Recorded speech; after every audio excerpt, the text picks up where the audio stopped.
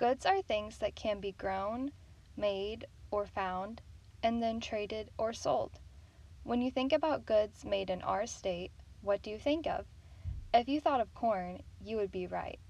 The crop we're most known for was here before Indiana was even a state, and we have to thank Native Americans for that. Corn was one of the plants that many Native American tribes grew. Corn was an important part of their diet, but it was also a part of their culture. In fact, when settlers arrived and started trading with Native Americans, corn was one of the goods Native Americans traded. Before we bought things with money, we used to trade goods for other goods. Like if you were a farmer, you might trade food with someone that makes clothes. Over time, Hoosier settlers started growing corn themselves and trading it among their neighbors and surrounding communities. Besides corn, hog farming was another one of the earliest successful Hoosier markets.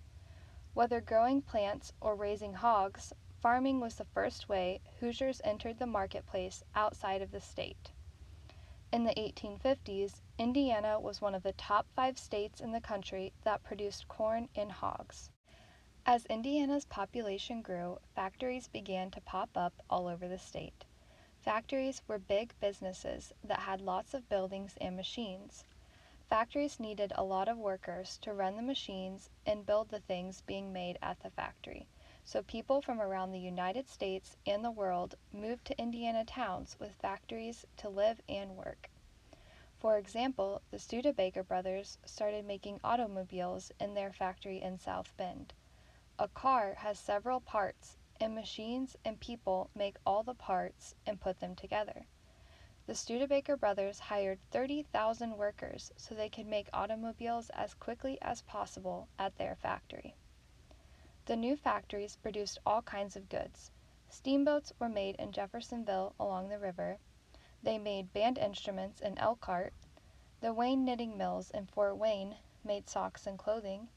The Ball brothers started one of the most well-known glass jar companies, Ball Jars, in Muncie, Indiana. Indiana's natural resources, like coal, limestone, and iron ore, made the state an ideal place for industry to expand. An industry is a group of businesses that are involved in producing a good, like steel. The United States Steel Company placed its new factory in northern Indiana by Lake Michigan. People moved there for work, and the area became the city of Gary, Indiana. It was a good place to make steel because we had the limestone, coal, and iron ore needed to make steel and the railroads and shipping port needed to deliver products to and from the mill. Since we had a steel mill, the cheap and easy access to steel made the automobile industry explode. The Studebaker factory was one of the most well-known, but over 40 Hoosier cities were involved in making automobiles. In fact, being the center of automobile production was the reason the Indianapolis 500 race was created. The first race ran on Memorial Day in 1911. Besides the steel and automobile industries, limestone created another booming business in Indiana. Limestone quarries could be found all over southern Indiana. Quarries are areas where people find stone and then remove it to be sold. Indiana limestone was used to construct buildings in the state and across the country, and most are still standing today, like the Pentagon, the Empire State Building, Biltmore Estates, and Indiana University buildings. Over 30 state capitol buildings are made of Indiana limestone, including our very own, which was completed in 1888.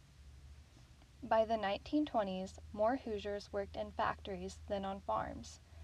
This trend continued as Indiana began to make electrical products.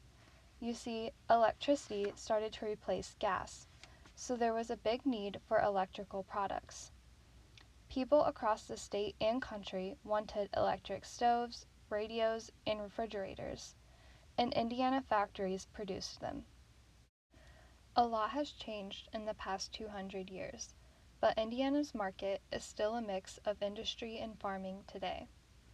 The state's top industries produce automobiles, steel, medicine, machines, and electrical and transportational equipment.